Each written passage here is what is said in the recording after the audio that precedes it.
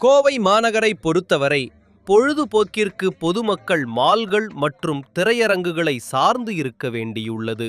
அவ்வப்போது கோவை வ.உ.சி. மைதானம் உள்ளிட்ட பகுதிகளில் அமைக்கப்படும் பொருட்காட்சிகள் பொதுமக்களின் பெரும் பொழுதுபோக்கு அம்சங்களாக இருந்து வருகிறது. அந்த வகையில் செப்டம்பர் 17ஆம் தேதி முதல் அக்டோபர் 26ஆம் தேதி வரை 40 நாட்களுக்கு கோவை வ.உ.சி. பூங்கா மைதானத்தில் பொருட்காட்சி அமைக்கப்பட்டுள்ளது. இந்த பொருட்காட்சியில் குழந்தைகள் முதல் பெரியவர்கள் வரை பல்வேறு தரப்பினரும் விளையாடி மகிழும் வகையில் பல்வேறு பொழுதுபோக்கு அம்சங்கள் அமைக்கப்பட்டுள்ளது.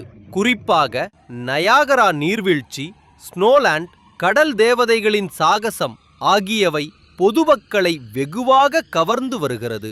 இதேபோல் 9D திகிலூட்டும் பேய் வீடு, பல்வேறு விதமான ராட்டினங்கள் ஆகியவையும் இவை பல்வேறு தரப்பினர் இடையேயும் பெரும் வரவேற்பை பெற்றுள்ளது.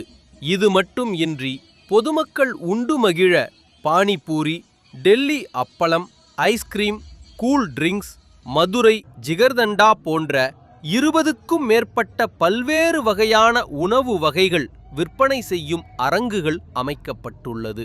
மேலும் பெண்கள் மற்றும் குழந்தைகளை கவரும் வகையிலான பொருட்களை விற்பனை செய்யும் 100க்கும் மேற்பட்ட கடைகள் இந்த பொருட்காட்சியில் அமைக்கப்பட்டுள்ளது.